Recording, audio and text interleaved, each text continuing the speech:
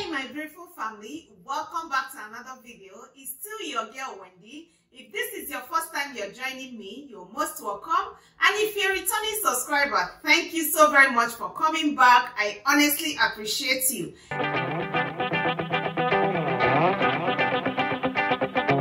I create content on lifestyle, fashion, family and food, and some other amazing content that might come your way. So if these are part of the things that interest you, please go ahead and click on subscribe button, like this video, comment, and also turn on your notification bell so that whenever I put on a new video, you will be among the first to get notified. All right, so in today's video I have an important discussion for us to look into, tips that we need to put into consideration before sending our kids back to school. I know some families might be worried about sending their kids back to school, but with these 10 tips, I believe you're going to get one or two things from them that will be a great help for us. So if these are your worries, please continue watching this video till the end. So the first tip is that we need to make sure we get more than one face mask for our child, because some kids might go to the school and on coming back, they will lose their face masks. But when you have more than one, it will be very easy for you to replace it. Take for instance, when my child was in kindergarten, this was exactly what happened to him. But his own case was his water bottle. He went to school with his water bottle, but coming back, I noticed that the water bottle was nowhere to be found. Because I had more than one at home, I quickly replaced it. So it's very common with kids when it comes to losing their things. I can also remember a time when I bought a jacket for my son, and I love that jacket so much. But guys, he used that jacket literally for like 2 weeks. And that was the end of it. I couldn't find the jacket anymore. So guys, these are the things that we need to look up to. Getting more than one face mask for our child before resuming back to school, I think it will be a good one. The next tip is that we need to start to practice how these kids can put on their face mask at home.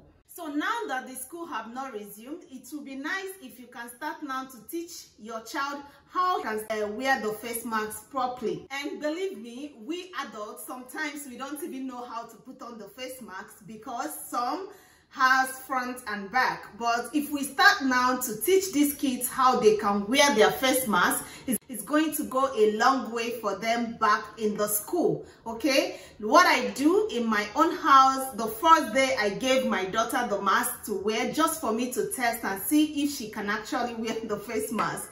I noticed that she wasn't able to wear it properly, so I had to show her how she can put on the face mask. And believe me, if your child should be able to wear their face mask, it's going to reduce the number of assistants he or she is going to get in the school, and thereby reducing the contact he or she is having out there. So guys, it would be nice if you can start right now before you send the child back to school. Start now to teach your child how he or she can put on the face mask. So the next tip that we have is that we need to label those face masks.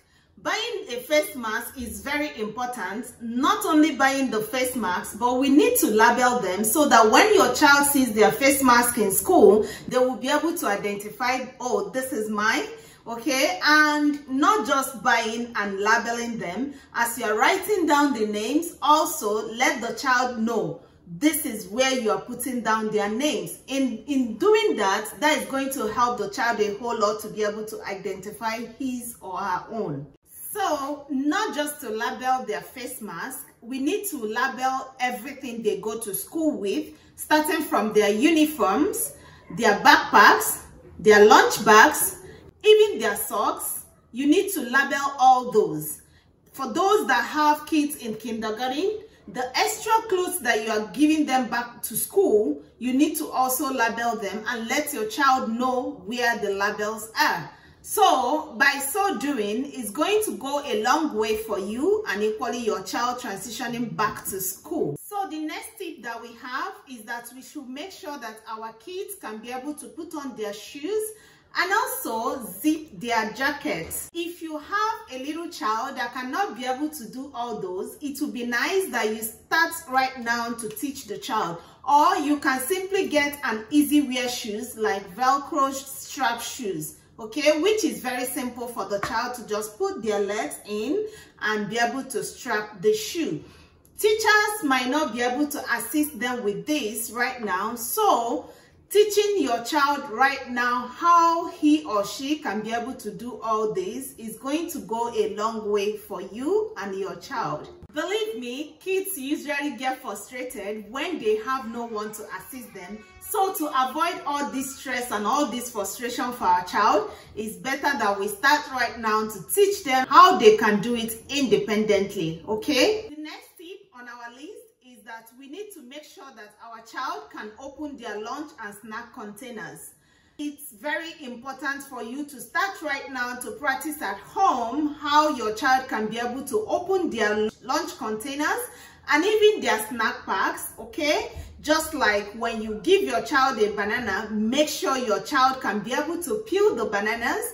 So come to think of it, at this point, teachers might not be able to assist the kids to open their containers. When my daughter was in junior kindergarten, she was finding it so difficult to open her lunch containers, to the extent that one day she came back home with her food untouched. And when I asked her, she told me she wasn't able to open it. So I had to go into practice. We started learning how she can be able to open it. And trust me, these kids are very fast to learn. And once I started teaching her, she grabbed it immediately. So it's very important for us to start right now to teach these kids how they can do all this before sending them back to school, especially at this period. Another interesting tip that we need to put into consideration before we send our kids back to school is that we should make sure that these kids start using fork or spoon to eat their fruits, like strawberries. I know kids like using their hands to take their strawberries, even my kids too, but I've already started teaching them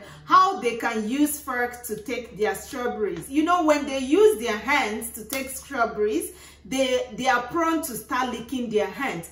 But if they can be able to use fork or spoon to eat it, it's going to go a long way for us. I know these are not going to be so easy, but we just need to practice and practice. And by so doing, these kids are going to learn a whole lot before they return back to school. So the next tip that we have is that we have to teach these kids how they can do self-hygiene. Yes, a child might enter into the washroom or take a soap, but they will just rub it on their hands without scrubbing very well, and before you know it, they're out. So we need to start right now to teach them how they can rub and scrub their hands very well before they pour the water on their hands. We can even make washing of your hands a fun thing by when they are washing their hands, you can bring up a song, wash, wash, wash your hands, wash it properly. Wash it properly, wash your hands. Well, you know, kids like things like that. So when you make it a fun thing, the child will be so impressed to wash their hands very well. So guys, before we send our children back to school, make sure that we teach them how they can practice self-hygiene. So guys, the next thing that we need to put into consideration is for us to make sure that our child goes to school with hand sanitizer. And we should always make sure to teach them how they can use it so that they are not going to waste it, okay? Yeah, like I said earlier, all these are not going to be so easy for us. But if we keep on practicing on what they need to do, even while they're in school, it's going to go a very long way for us. So guys, be free to drop in the comment box below. How are you preparing? Are you prepared for your child to go back to school? What are your plans? What are the things that you're doing? What are the things you have already done? Be free to drop it in the comment box below so that we all can learn together, all right? So before I round up this video, I want to believe that I have been able to pass out across to you A few tips that you can consider before sending your kids back to school. And that brings us to the end of this video. Thank you so very much guys for watching. Until I see you in my next video. Bye.